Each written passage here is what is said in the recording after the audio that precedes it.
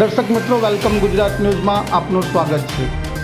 પ્રાપ્ત માહિતી અનુસાર ભારતીય જનતા પાર્ટી પાદરા તાલુકા યુવા મોરચા દ્વારા કરખડી ગામે કારગિલ વિજય દિવસની પૂર્વ સંધ્યાએ કારગિલ વિજય દિવસની 25મી વર્ષગાંઠના સંદર્ભે મશાલ રેલીનું આયોજન કરવામાં આવ્યું હતું, જેમાં પાદરા તાલુકા ભાજપ પ્રમુખ પ્રવીણસિંહ સિંધા, તાલુકા મહામંત્રી મહેન્દ્રસિંહ, જિલ્લાના મંત્રી અને કાર્યક્રમના ઇન્ચાર્જ વિજયભાઈ ગોહિલ, યુવા મોરચાના પ્રમુખ મૌલિક ગોહિલ, યુવા મોરચાના મહામંત્રી અલ્પેશ રબારી, પ્રદેશ કારોબારી સભ્ય લાલજી બાવા, પૂર્વ જિલ્લા મહામંત્રી રમેશ વાઘેલા, પાદરા તાલુકા ભાજપ પ્રભારી દિલીપસિંહ સહિત પાદરા તાલુકા ભાજપના કાર્યકર્તાઓ મોટી સંખ્યામાં હાજર રહ્યા હતા।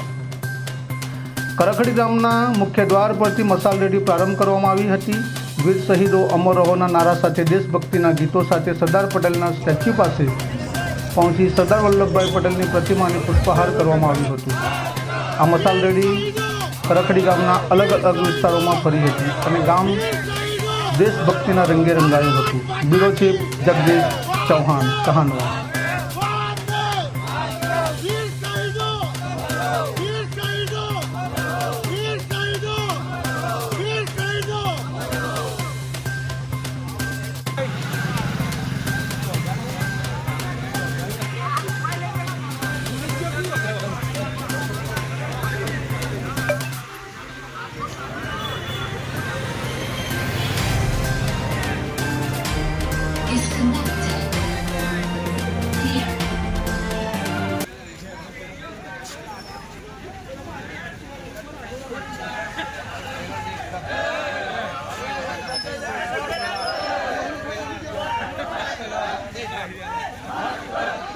આજરોજ કારગિલ યુદ્ધમાં આપણે જે વિજેતા થયા એના શહીદોના માનમાં આપણે આજે કારગિલ યુદ્ધના જે થયેલો એના પૂર્વ સંધ્યાએ આજે આપણે મશાલ રેલી રાખી હોય પાદરા તાલુકાની કરખડી ગામમાં ખૂબ સારી સંખ્યામાં બધા ઉપસ્થિત રહ્યા હોય, યુવાનોએ સંગઠને બધાએ ખૂબ સારો રસ લઈ અને સારી એવી સંખ્યામાં આજે કરખડી ગામમાં આપણે આજે મશાલ રેલી કાઢી છે।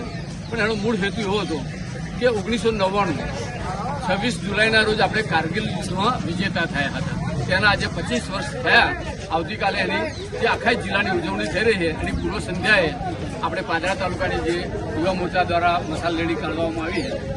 તો આપણા જે વીર જવાનો હતા એમને ન ઠંડી, ન તાપ, ન વરસાદ કે ન પરિવાર, ન પુત્ર કે ન પિતાની, પણ પોતાના દેશની રક્ષા માટે પોતાની જાનની આહુતિ આપી, પોતાની જાનની બાજી લગાવી અને જે આપને વિજય અપાયો આ કારગિલમાં એ દેશની રક્ષા માટે, દેશની સુરક્ષા માટે અને આ દેશની આબાદી માટે આપ્યો। આપણે સૌરે ગીત સાંભળ્યું હતું કે હિમાલય ખડખાડ આ રહ્યા હતા તબ દેશ ખતરે મેં થે, અને એવા સમયે આ ઘાટીઓમાં રહી અને યુદ્ધ કરી પોતાના જાનની આહુતિ આપી અને તમને ને મને દિવાળી તો કે શાંતિથી મનાવી શકીએ। ક્યારે તો કે સૈનિકો પોતાની જાનની બજાઈ લગાવી અને ત્યાં સરહદ પર આપણા માટે રાત દિવસ સતત પહેરો કરતા હોય, પોતાની જાતની પરવા નથી કરતા, પોતાના પરિવારની પરવા નથી કરતા। આપણે હોળી, દિવાળી બધા જ પર્વો મનાવી શકીએ છીએ। એનું કારણ હોય તો આ સૈનિકોની પોતાની દેશભક્તિ છે, એમની રાષ્ટ્રપ્રેમ છે અને એને થકી આપણે આજે સુરક્ષિત છીએ।